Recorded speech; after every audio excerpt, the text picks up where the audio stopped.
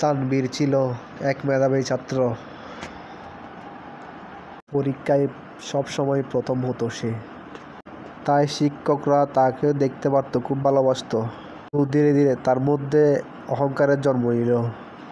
সে বন্ধুদের ছোট ভাবতে শুরু করলো, অন্যদের সাহায্য করা বন্ধ করে দিল।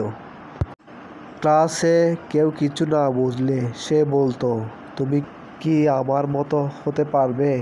তানবীরের বন্ধু সজীব ছিল একটু ধীরগতির ছাত্র।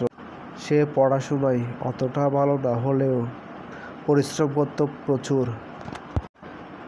তানবীর সজীবকে প্রায় সময় অপমান করত। সজীব চুপচাপ সহ্য করত, কিন্তু থেমে যেত না। এসএসসি পরীক্ষার আগে তানবীর অতিরিক্ত আত্মবিশ্বাসের কারণে পড়ালেখার প্রতি গুরুত্ব কমিয়ে দেয়। সে ভাবে, আমি তো এমনিতেই ভালো, একটু না পড়লেও হবে।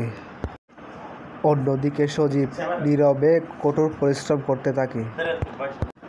ফলাফল প্রকাশের দিন দেখা গেল সজীব A+ পেয়েছে, আর তানবীর একটা বিষয়ে ফেল করেছে।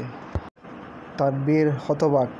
তখনই সে বুঝল, অহংকার শুধু পতনের কারণই নয়, নিজের চোখও বন্ধ করে দেয়। সজীব তখন তানবীরের পাশে এসে বলল, ভুল থেকে শেখাই আসল শিক্ষা।